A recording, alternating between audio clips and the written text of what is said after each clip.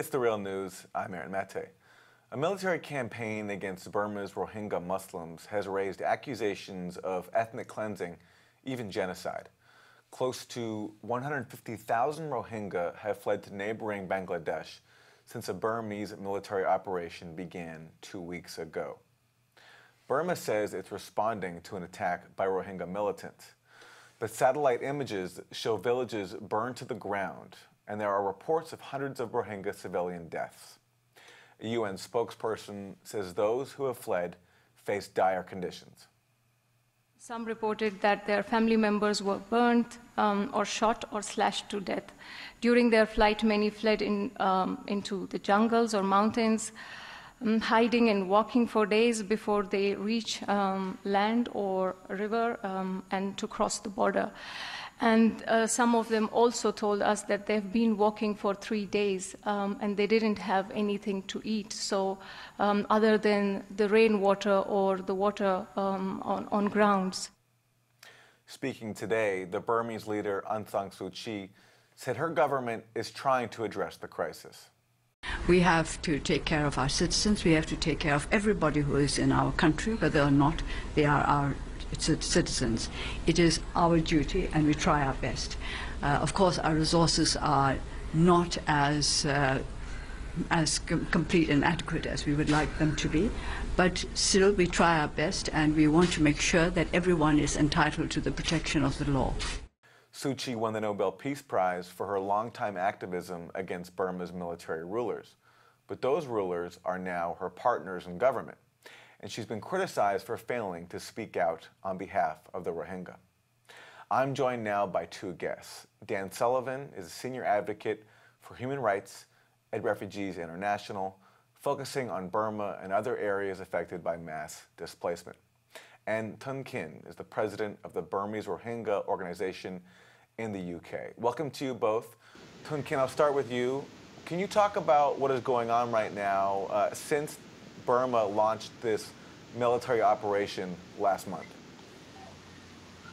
As far as what we've been hearing from the ground, my relatives, my friend, been telling me that they have seen Burmese military slaughtering men, women, and children, and they are burning village by village. And some of my friends told me that, you know, Burmese military throwing even children to the fire.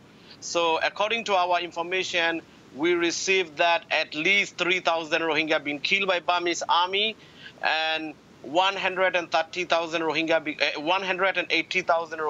IDPs. And also we have seen that we are also receiving 30,000 Rohingya being trapped in a mountain. The humanitarian crisis is growing day by day. So we are witnessing the most horrific situation in our history, where most of the Rohingya village has been burned down by Burmese army in 12 days. That's what we are hearing from the ground. The Rohingya have a long history of being repressed. You're saying that this is the worst so far? This is the worst, I should say, because, you know, we've been facing decades of persecution, I should say. According to legal experts, what we are facing is genocide. But what we are facing right now is the last stage of genocide, where direct killings involving. You know, Burmese government and successive military regime denying our existence, denying the citizenship, denying the identity, denying the right, denying the right to have movement, denying the right to have children, denying the right to get married. So we have been experiencing this for many decades. So now what we've been facing is direct killings by Burmese army. So where many people are dying in bank of the Naf River, people are dying in a mountain, and many people were shot dead, and many people been slaughtered, men, women, and children.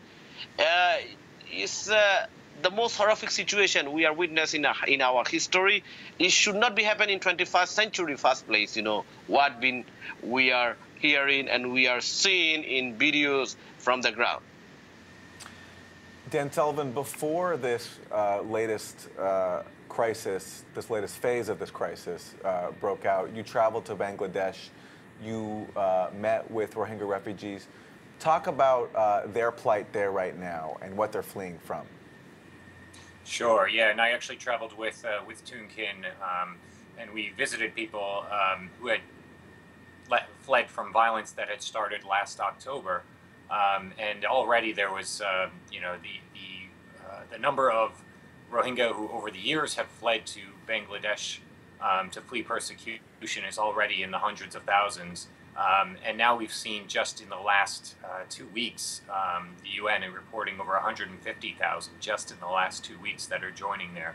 So even before these last 2 weeks, when we were there, the response was already strained. There's a lot of the refugee camps and the makeshift, what they call makeshift settlements for Rohingya who aren't recognized as refugees. So already there were, there was need for emergency assistance. Within, just across the border, we heard all kinds of horrific stories, some of the things that Toon Kin had shared with you. And those are starting again just over the past 2 weeks and much worse than what we've even seen in the past. And already within, I mean, it's important to remember, even before these 2 weeks, the situation within Western Myanmar with the Rohingya people, UNICEF was already warning about the dire situation for food aid and need for children under 5, over 80,000 that were going to be in need, and that was before all of this happened. So the situation now has just gotten beyond imagine, and it's just really imperative that the world pays attention and starts taking some action. What do you make of the Burmese government's claim that they're simply responding to Rohingya militants and their attacks? Well, that's, there certainly is truth to the fact that there have been militant attacks, and nobody's questioning the right of any government to protect their people and protect military installations, police stations. But the reality is that the proportional or the response to that has been completely disproportionate. Instead of going after those who have committed these attacks, there's an attack against an entire people. And the reality is that these are very ill-equipped, not very well armed militants. So the idea that they are standing against the Burmese military and that they would that what would be required is blanket attacks and targeting of entire civilians, entire burning of villages. This has been captured with satellite imagery. The hundreds and thousands of eyewitness accounts that are coming from people who are forced to flee across the border. It's just a horrendous situation, and the response of the military has gone far beyond anything that should be accepted. Toon Kin, you spoke about this a little bit before, but I'm wondering if you could touch more on the history of your people. Burma is ruled by a government that adheres to a certain form of Buddhism, but there are many different groups inside of Burma, but it's the Rohingya who have been the most persecuted. And can you tell us about why that's happened? If you look at history of the Rohingya have been living in Burma early 7th century AD, according to the history. Rohingya comes from Mughal, Pathan, Arabs, and Bengali. During democratic period time, if you look the history 1948 to 1962, Rohingya were recognized as an ethnic group. On that time, my grandfather was a parliamentary secretary. I'm not a citizen of Burma. The thing is, Burmese government systematic plan to wipe out Rohingya population. That is what they've been practicing in Burma. Why Rohingyas are facing persecution? The question is, Rohingyas are facing persecution, political, ethnic, and religious persecution we are facing. The largest Muslim minority in Burma we are, and in Burma, in Burma, what we can see is large Buddhist majority there. They do not want to see except other. They do not want to see actually is a racism, is a ultra-nationalism. They do not want to see they do not want to see other minorities except Buddhists. That's what other religious. That is also one part of the problem. General Name is systematically doing that. It's not Rohingya, it's other minorities. Kashin, Karen, where Christians, they are also facing serious persecution. So let's talk about Aung San Suu Kyi, who we heard from earlier. I want to go to another clip of her from a recent interview in which she was asked about her stance on the Rohingya Muslims. Many, many people, including those who would be sympathetic to you, look at the situation and say, why hasn't she spoken out?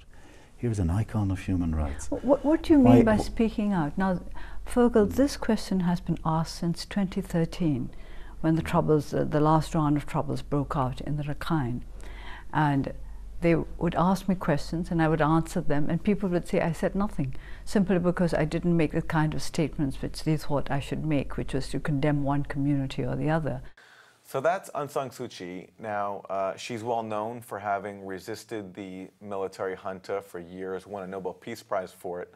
Her campaign was successful in the sense that she ultimately prevailed. She was released from prison and has now gone on to become a civilian leader of sorts in Burma, in the government, but she still has to work with the junta that imprisoned her. I'm wondering, Thung Khin, your thoughts on how she has handled this crisis. Do you hold her responsible, as some others do, for the plight right now of the Rohingya? Yes, she is. Responsible. She is also responsible in this crisis because why? Because her state consular office is instigating hatred against Rohingya. We have to understand that, of course, military commander-in-chief Mi Aung Hlaing is ordering to kill and to burn Rohingyas alive and burning Rohingya villages. That's what military been doing under the command of Commander-in-Chief Mi Aung Hlaing. Of course, his primary target. At the same time, we need to see that Aung San Suu Kyi, as a Nobel Peace Prize winner, she must speak up and she must call international community to protect these people where her partners perpetrating crime against humanity, the other side. The thing is, when she was under house arrest, we campaigned for her. As an activist myself, I campaigned for her release in U.S. Congress, U.S. State Department, European Human Rights Council, European Parliament. I was long-time activist for human rights and democracy for Burma, and also political prisoner on top of that for her release. So now we are asking her help to, to talk about Rohingya issue, but instead she's not speaking up. Instead, she is covering the crimes what military perpetrating. She is denying what military perpetrated crime against humanity against Rohingya 2016 October, November, and December. We found that also UN report what military perpetrated could be amount to crime against humanity. UN have mentioned already on their report. So she is simply denying. Now she is putting this kind of current crisis as a terrorist narrative where international community can see this is a genocide, a kind of question going on. She is trying to divert the issue, a kind of terrorist narrative. That is quite disturbing. While she was under house arrest, she asked international community, please use your liberty to promote ours. Now, I would like to ask Aung San Suu Kyi, please use your liberty to promote ours. That is what I want to ask back, return. Let me go to Dan Sullivan on this. Dan, do you think the criticism of her is fair? People who defend her say, well, she only has limited power and she can't stand up to the military rulers too much, and she has to work within the confines that she's in. Yes, I think the criticism absolutely is fair. I mean, to be clear, the primary responsibility for these abuses falls under the military and Min Aung Hlaing, the leader of the military. And it's true that they continue to have a lot of influence within the government. They're guaranteed 25% of the parliament and effectively a veto on changing the constitution. That said, it's not as if Aung San Suu Kyi has simply been silent. She has spoken out in dangerous ways. I mean, it's out of her office that that there were claims that international humanitarian aid was supporting terrorists. So this is not something that this is not a very helpful narrative for trying to calm things down and to try to get assistance to the people who need it most. So it's gone beyond simply not speaking out to actually defending the military and denying the extent of abuses. You're saying that she characterized aid to the Rohingya as aid to terrorists? Yes. Well, specifically, there were some UN World Food Program food tablets and assistance that were found in some of the camps, and she posted that and on her website and spoke out that, yes, basically saying that international humanitarian aid groups were supporting terrorists. So quickly, I'll ask you both where you see this going. You have this massive refugee influx into Bangladesh, where lots of refugees from the Rohingya have already fled. As the violence continues, Dan, I'll start with you. What do you expect to happen next? Well, we expect the outflow of people with horrific stories to continue. The one encouraging thing is that we're starting to see at least a trickle of world leaders and people in the U.S. Senate. We haven't heard anything really strong from the U.S. Administration. We've heard some statements from the UN Secretary General and various leaders throughout the world. So there's starting to be a little bit of pressure. We have a moment now where the world is about to gather in New York for the UN General Assembly meeting. There are reports that Aung San Suu Kyi is supposed to attend that. So this is a moment to really capture the attention of the world, to really put some pressure on. And the other thing that needs to be done, I mean, I think it's the root causes within Burma, Myanmar, and the lack of citizenship and the years of persecution of the Rohingya.